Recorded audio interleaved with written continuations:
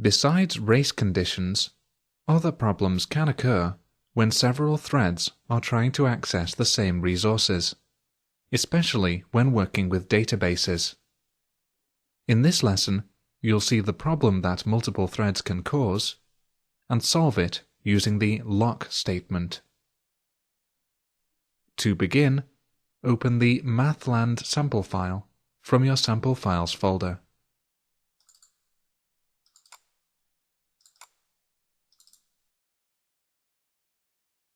And open the code behind file of primes.aspx.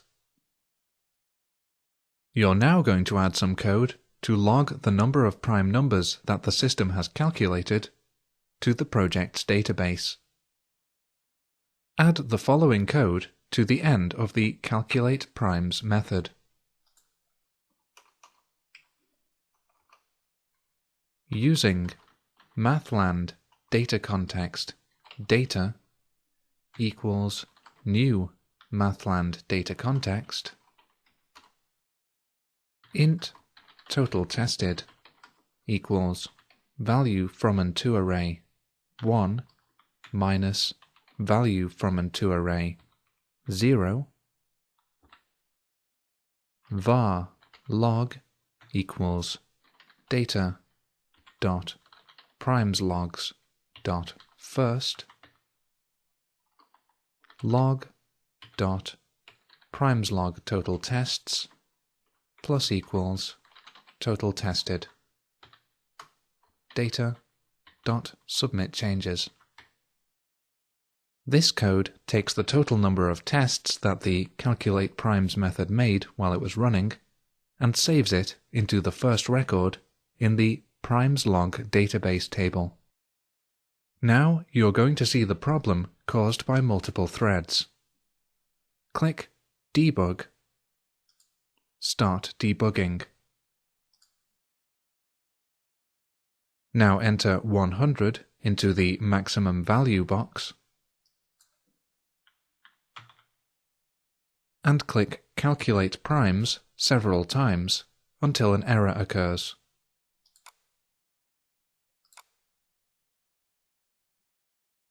This kind of error won't happen consistently, so you may need to click 3 or 4 times before the error occurs.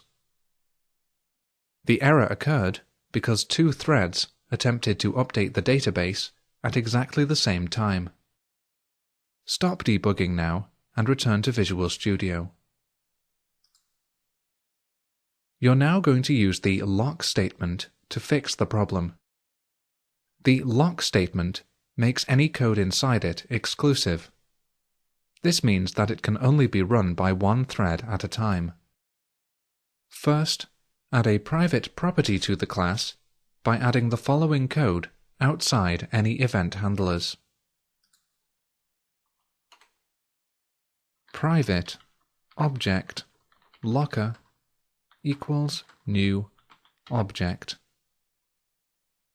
This object will be used by the lock statement to determine whether its code is currently in use.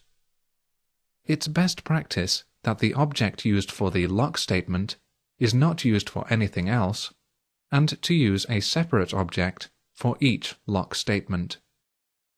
Now add the following code surrounding the code in the calculatePrimes method that updates the database. Lock locker.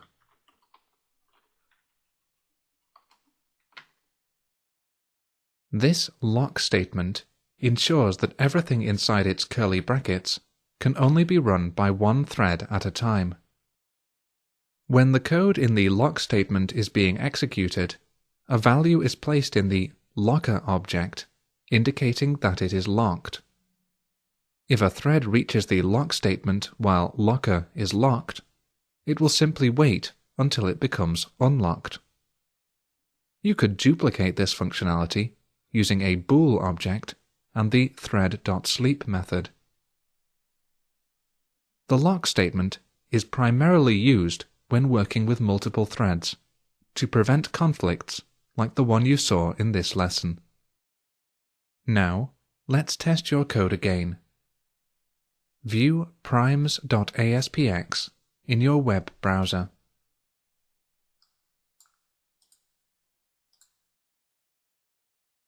Now enter 100 into the maximum value box and click Calculate Primes repeatedly. No more errors occur. Your lock statement has stopped the threads from trying to access the database at the same time.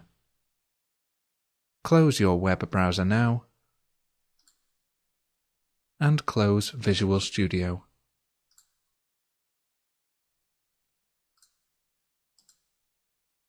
You've now completed Lesson 3.7. Use the lock statement to prevent threads from conflicting.